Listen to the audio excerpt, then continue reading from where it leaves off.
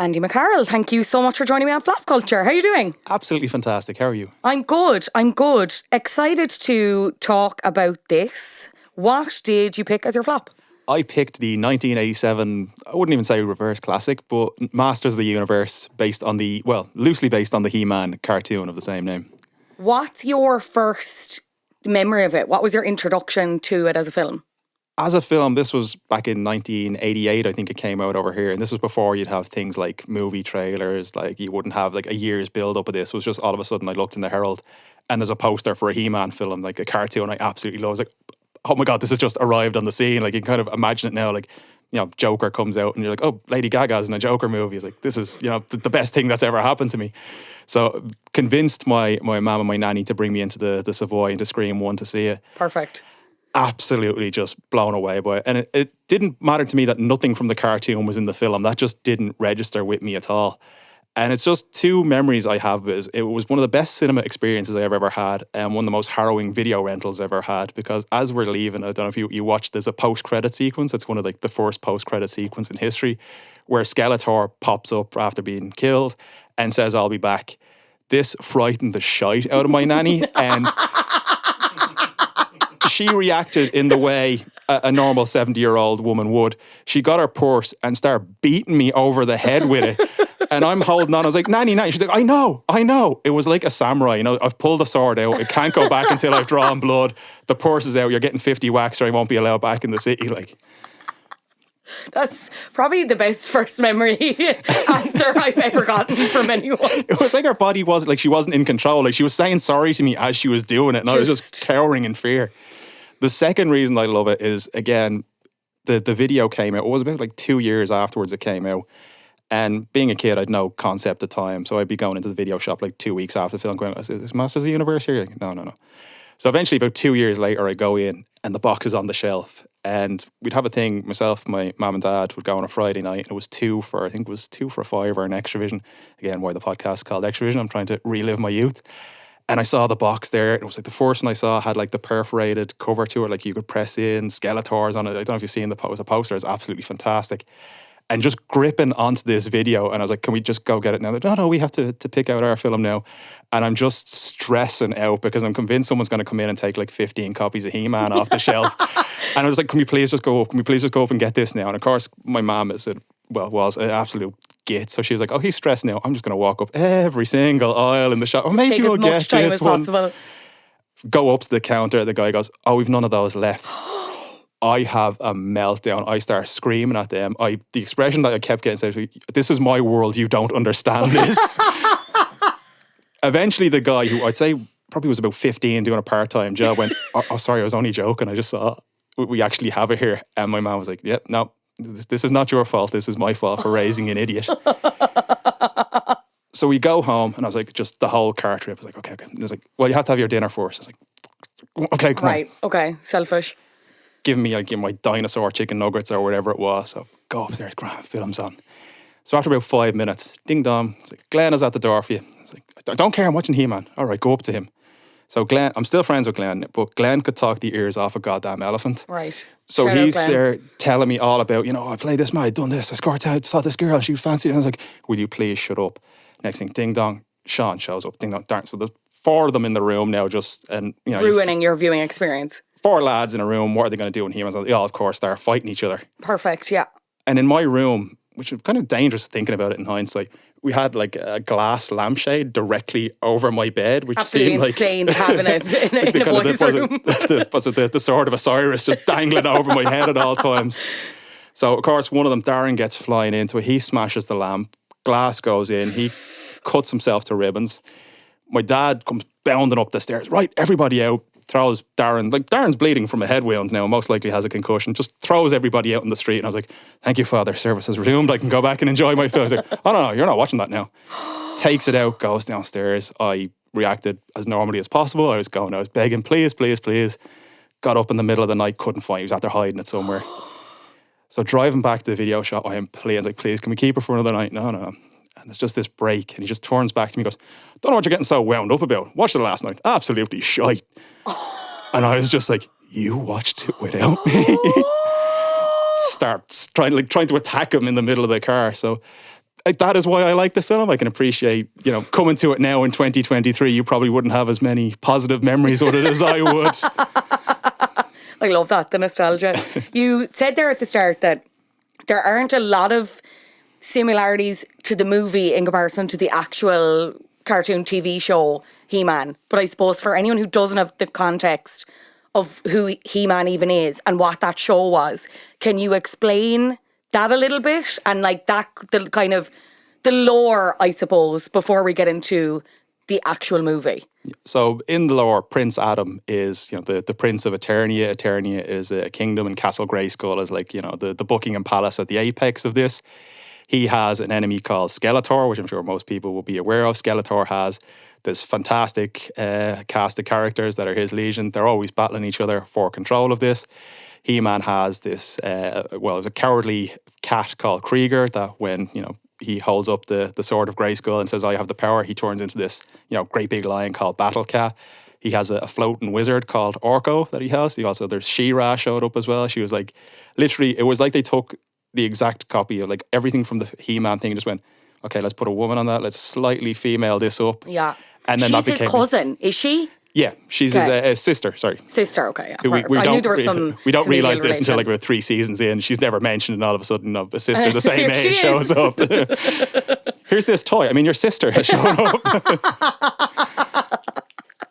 Here's a toy for the girls. You could, like, you can see now with all the kind of the Marvel and the DC thing, if they had this, it's like, He-Man's wearing a cape. He doesn't wear a cape in the comics. Like, well, he wasn't Prince Adam. They didn't have this, and we kind of got to get into it. It was pretty much, it was built, the film was made by like one of the cheapest studios known to man. So pretty much everything I said there looked like it cost money. So they went, no, we're not doing that.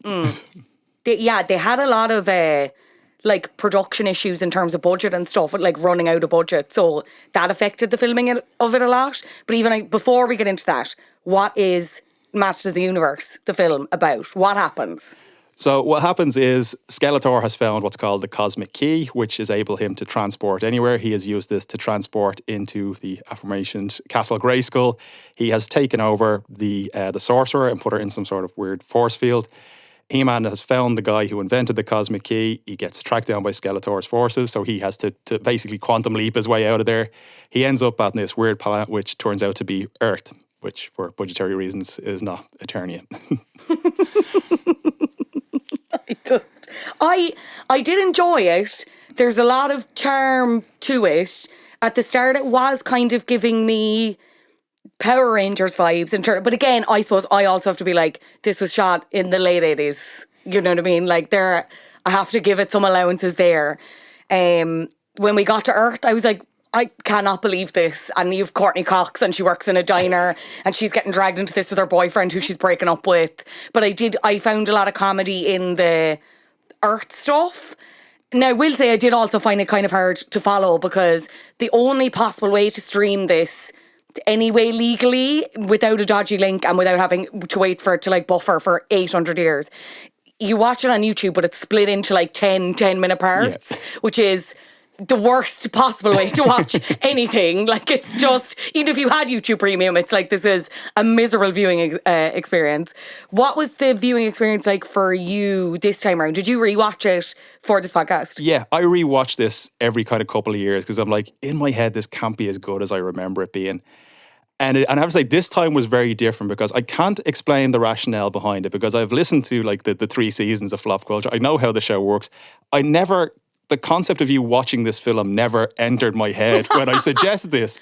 And watching it back, knowing you were watching it, it was like your mom walking in and catching you watching porn. It was like, as like He-Man is like, he's in like leather pants the whole time. He-Man is so overtly sexual in a way that none of the other characters are. Like, he's in like a loincloth, like, and he's like oiled probably for the entirety of the film. I was like, I'm feeling things that I don't think I should be, and this is fundamentally a children's film. No, this is a film that is supposed to be promoting a toy, and I want to fuck this man. And again, it was like being caught with that, because I was looking like, oh, skeleton men and men, is this the kind of thing you're into? And then Skeletor as well. I was like, girl. Evil Lynn's outfit, and it was weird, because I was very nearly about to text you going, I could definitely see you wearing that for Halloween. I was like, she's giving me Fionnuala J vibes in this. It was just like, if you walked in with that, I go, yeah, no, that seems about right. Now, Imagine I'd come to this recording and I was actually just fully kitted out. Missed opportunity there. Anyway, next time when you come back.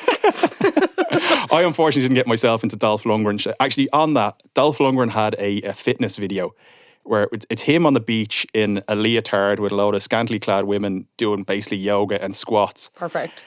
And I asked for that Sandy for Christmas. And I got that, and I got the away Ireland jersey, the World Cup one. And my rationale was, well, I can't start doing this now, because if I do that, I won't fit into the Ireland jersey because I'm going to become so goddamn jacked, I won't fit into the thing at all. So I was like, I'll keep that aside for next year till I grow out of the Ireland jersey. Then I'll get ripped for getting, I didn't have the human growth hormone or steroids to go with it. I love that logic. Let's talk about the cast. You mentioned our good friend Dolph there. I mentioned Courtney Cox. Kind of, this is pre-Friends, but she's so funny though, because she's playing a character in this and her friend is called Monica, which if anyone picked up on that, I was like, oh, there you go. There's something else to pick up on in that as well. Okay. Did you see who was playing the sorceress? Yes, it's her mum and Friends. Yeah. I don't know the actress's name. Christina Pickles, who's also Drew Barrymore's mum and The Wedding Singer. There you go. But kind of a stacked-ish cast, yeah? Yeah. For the time? But anytime I see Courtney Cox, to me is like the kind of the Forrest Gump of pop culture, where like she pops up in Ace Ventura, she pops up in this, she's in the Bruce I forgot Springsteen. she's in Ace Ventura.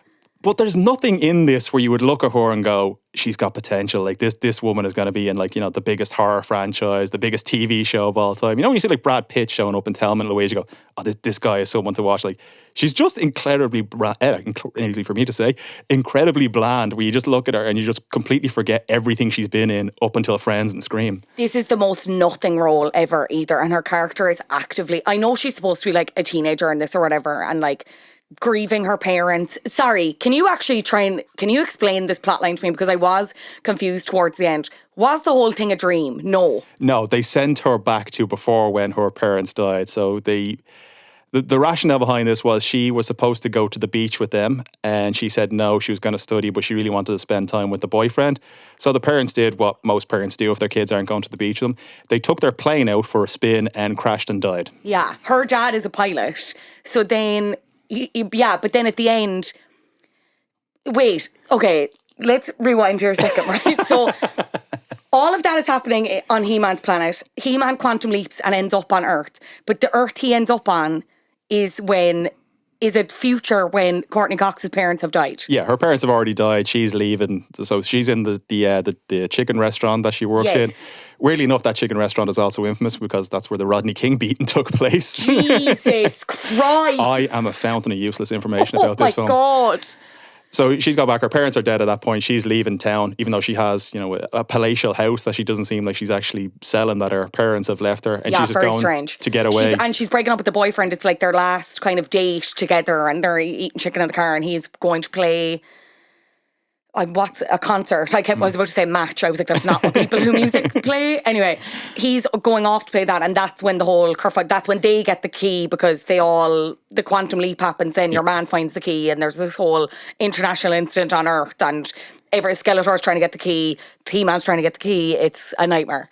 It's an international incident, you're saying that, but I don't know if you go back and watch, there's not a single person in this film who isn't a character in this film. Like, Skeletor's takes over what is like apparently the main street in the town. Not a sinner in the goddamn place. No one even thinks to look out the window and go, there's a skeleton man and flying centurions and an oily, buff, blonde man attacking each other in the middle of the street, and no one thinks to like stick the head out the window and go. Again, budgetary things. A great thing with the writer where he like presented the script and it was like, set in Eternia, there was all these battles in Snake Mountain, and the producers of Canon were looking at going, yeah, that's great. And as he's talking to him, he's ripping pages out and goes, oh yeah, that's all good stuff, man. Can't shoot any of this. And then he was like kind of left to go, okay, we've got a throne room, a high school gym, and a road. So just fix this, make it into that. Yeah, what you can. And it's just, they were done for like accounting as well, because what happened was they'd done the prosthetic for Skeletor's mask, and he had like this weird kind of overbite teeth. And they got the bill back from the effects company, and one of the bills was from a dentist because they had to do the orthopedics for Skeletor. And the guys at Canon went, what's that? Why is there a bill from the dentist? And he's like, oh, because we had to use an orthopedic. Well, that's a medical write-off. Take the rest of this bill and put the orthopedics lad on it. So like, what? So the whole makeup was essentially, dental work that would like apparently cost 175 grand to do. Oh my God. Yeah, they were just, because Mattel were causing issues as well, wasn't it? Because obviously like He-Man is Mattel property and they were obviously heavily involved in this. But I read somewhere there was an issue with them like not paying the production crew or like half of the budget that they were supposed to pay on time. So then they were having to like interrupt filming to make sure they didn't overfilm stuff. It just kind of seemed like, even despite the content issues and the lore and like, look, you can forgive a lot because it's obviously a sci-fi movie.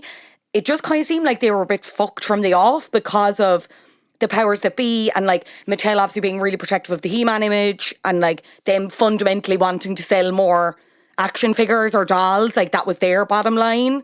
That was all they wanted. That was their goal. Yeah, the two things that they had with that is one, they had a competition before filming started, didn't tell the production crew about this, and the role, it was essentially you win this competition, you get a role in the new He-Man film. So they come to shoot, they shot everything on Earth, they were doing all the Castle Grayskull stuff. Mattel turn around and say, oh, by the way, that contest winner, you need to put them in the film. And I was like, you've done everything on Earth. Like, I can't just throw a random kid into the film. We're like, that's great. You don't get the 5 million we're giving you for the budget unless you put him in. So like, okay, got the kid into makeup. Anything that was discarded from that day's makeup, they threw on this like 6-year-old kid. And there's like a scene where Skeletor walks in and there's this kid who clearly has like, he's like patchworks from all the other monsters in the film. And he hands him his staff and he's called Pig Boy in the credits. Now, to finish off that story, because they were in such a rush, they didn't think to ask the kid, do you have any allergies? Do you have any reaction to it? Glued all this makeup to his face. He had a horrific reaction to it. His skin essentially felt like it caught fire and he spent 2 nights in the emergency room because this kind of slapdash makeup thing just burnt the face off poor Pig Boy. Oh my God. Imagine being that child. Imagine being so excited to be in this action figure movie that you're obsessed with, and then it's like, okay, you're a Pig Boy, and also bye bye to your skin. Like this is what you must give up to meet your heroes, kids. Well, yeah, I love Dolph Lundgren, but I don't know if it burned the face off myself to meet him. But the other one just on that as well is that the director Gary Goddard they were holding back with finance. There was, like you said, there was people from Canon and Mattel literally there. It's like, midnight, we are finishing this. You're not, because if we go over midnight, we have to pay people. We're not paying a penny more for this. So he had the idea, he's like, okay, we'll film it up until the fight scene with Skeletor and He-Man. So the two of them, Skeletor gets his glow up with his big, gold horns. They'll hit the swords. We'll stop there. And if we haven't got the fight, they'll give us the budget because they're not going to have a film end without a fight between He-Man and Skeletor.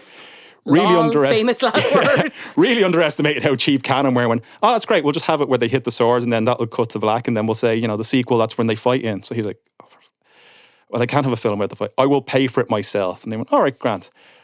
So, small problem. We have torn down all the sets.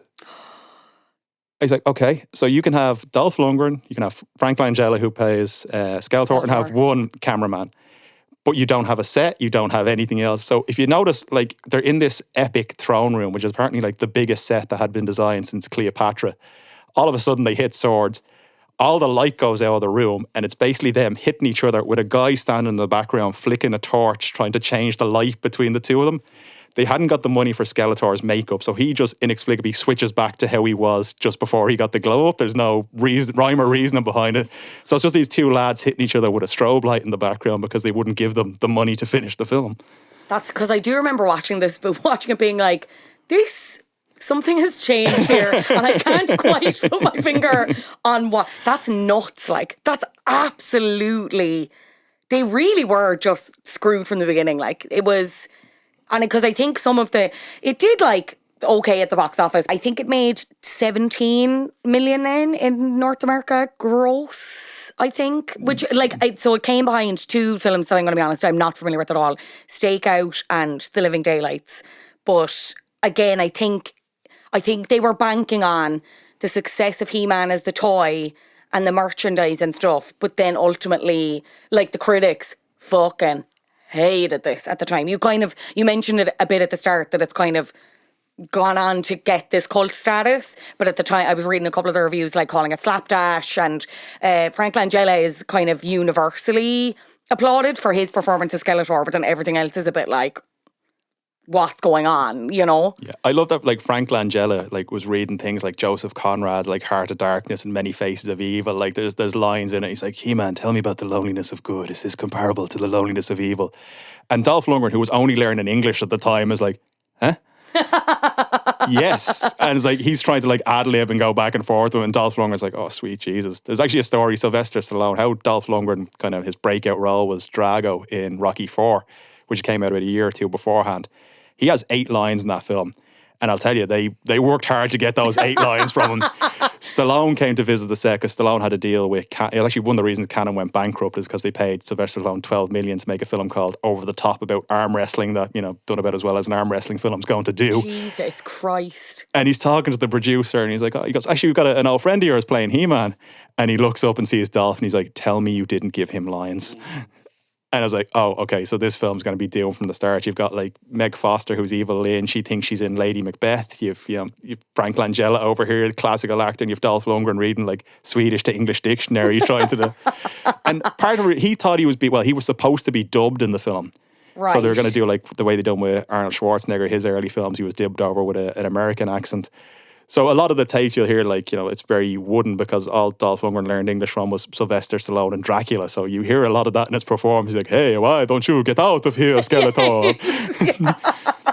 He sounds like, what was it, Jason Segel, the puppet, the vampire musical, the Dracula musical, and forgetting Sarah Marshall. Like, I can't die.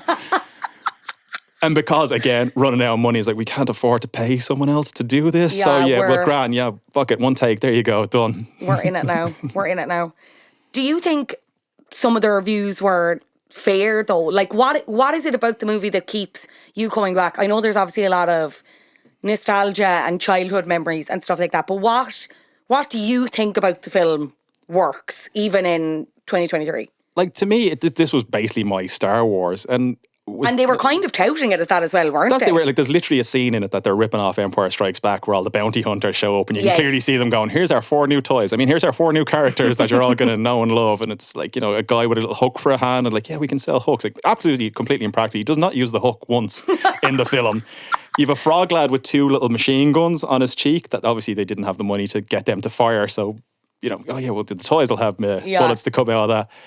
It's just, for me, it's Thor. If you've seen the Marvel, I know you're not a big Marvel fan, but like the Thor film is literally beat for beat this. Okay. I watched, what's the funny one? Ragnarok. Yeah, I've watched that one. Yeah, no, not like that. This is the first one. Thor gets sent back there. Yeah, they do the first 2 ones, they're like bad, and then they make it funny and it's like, oh, perfect, brilliant. Yeah. Let's just do that. We realise that this character is absolutely ridiculous. Like, to me, this is kind of like the Point Break to Fast and the Furious, where Point Break and Fast and the Furious were like, they're exactly the same film, but one of them like underperformed and like became this cult classic, whereas this other one got like 15 sequels and sent them off to space. I just want my Mattel universe where, we've got 15 Masters of the Universe films and crosses over with Barbie and Hot Toys and Polly Pocket and all that. So that to me is why I do it. Nostalgia obviously is a big part of it. But I think, I don't think it's become a cult classic. And I think part of the reason I like it is because I genuinely think there is no one on this earth likes this film more than me. Anyone else you say it, anyone else you'll see it, they'll go, oh yeah, it was kind of all right. No one's like, no, this is the best thing you have ever seen in your life. Dolph Lundgren is, pictures of him on my wall still. This is like the idol I'm going for. And I like that he was the one I kind of back, because you had like Seagal, Van Damme, Dolph Lundgren, and he was my guy. And especially when you see like Van Damme, like there's videos of him, doing, he's sitting there out of his face going, I'm going to start fighting again because I need to, inspire the children. And then leans down and does about the biggest line of cocaine you've ever seen in your life. And then you have Steven Seagal, aside from all his other issues, he has a show called Lawman where he was given like an honorary sheriff to one of the towns he lived in. And they went, all right, just kind of get a bit of publicity, we'll make Seagal an honorary sheriff. He starts showing up to work thinking he was the sheriff of the town. And they went, this is great, let's make a show about this. And there's like this mad show where like he's showing up. There's one of the young fellas who's like, one of the new recruits. And he's like, this is amazing. Steven Seagal is like showing me how to shoot. And then you've got like the chief of police going, this guy just like, he's an actor, he's an asshole. Like he's like commandeers a tank during a raid of a house because they said it's a meth lab. Turns out the house had absolutely nothing to do with a meth lab. And Seagal ran over a dog in a tank. And it is the greatest series of TV you will ever see in your life. Oh my God. Yeah, not quite the bombshell to end on there. It's like, I love Dolph Lundgren because he didn't run over a dog in a tank during a meth lab bust. The bar is low, girls. The bar is through the floor. You mentioned at the start there about this kind of being like one of the first, in inverted commas, like post-credit scenes in, that kind of kickstart, like Marvel is famous for it now, but like this was really a revelation to you as a child, and I'm sure many others, where Skeletor comes up and he's like, I'll be back. What were the plans for that sequel? So the sequel, Dolph Lundgren hated this. He's on record as saying he despised making this. He wasn't coming back. Canon went, all right, fair enough. Well, that's good, because the way we were such a low budget, we're actually going to half that again. And they cast an Australian surfer in the role of He-Man. Okay. Yeah, as you do. Yeah. And then they went, okay, so we haven't got the money for attorney. We haven't got the money for this. So what we're going to do is we're going to make He-Man an American football player. And Perfect. Skeletor will be an industrialist, not in the makeup. And they're like, well, what the hell kind of film is this? So obviously, as this went on, Canon were kind of going out of business, and they went, yeah, we can't really make a He-Man film where He-Man is a football player and Skeletor is a businessman.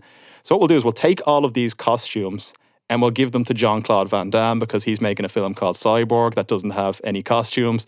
Let's just give that to them. So if you watch this, it's a god-awful film called Cyborg, where one of the guys is dressed like Skeletor, one of the guys is in He-Man's gear, one of the guys is in Man-at-Arms costume, and it's never explained where they have got this from. It's just a case of, look, we kind of half-built these, so you go ahead and take them on.